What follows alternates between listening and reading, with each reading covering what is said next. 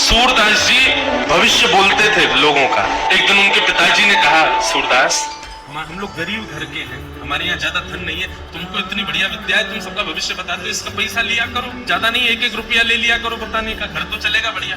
सूरदास जी बोले, पिताजी क्षमा करो, ये विद्या मुझे जन्म से है, मतलब इस विद्या को मुझे ठाकुर जी ने सिखा के भेजा है, भगवान के द्वारा सिखाई गई विद्या से मैं व्यापार नहीं कर सकता। और इसी वजह से सूरदास जी के परिवार के लोगों ने उनका त्याग कर दिया।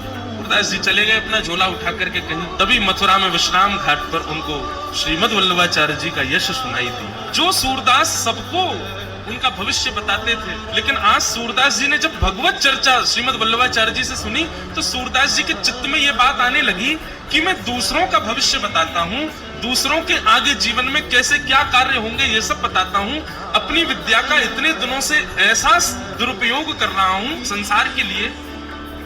अगर मैंने इस विद्या का सदुपयोग किया होता कृष्ण लीला का चिंतन करने में, तो मुझे देखना आता है, मैं भविष्य देख सकता हूँ, मैं पूर्व का भूतकाल देख सकता हूँ, मैं वर्तमान देख सकता हूँ। दृष्टि भले ही मेरे पास नहीं है, पर मेरे पास विद्या तो है। मैंने अपनी इस विद्या से कभी कृष्ण लीला का चिंतन क्यों नहीं किया? श्रीमद वल्लभाचार्य जी की वाणी सुनते ही सूरदास जी के चित्त में आया कि मैं अपनी विद्या से ठाकुर जी की लीला का चिंतन करूं। और उसी दिन भारतवर्ष को एक दिव्य कवि की प्राप्ति हुई, जिनका नाम था भक्त श्री सूरदास।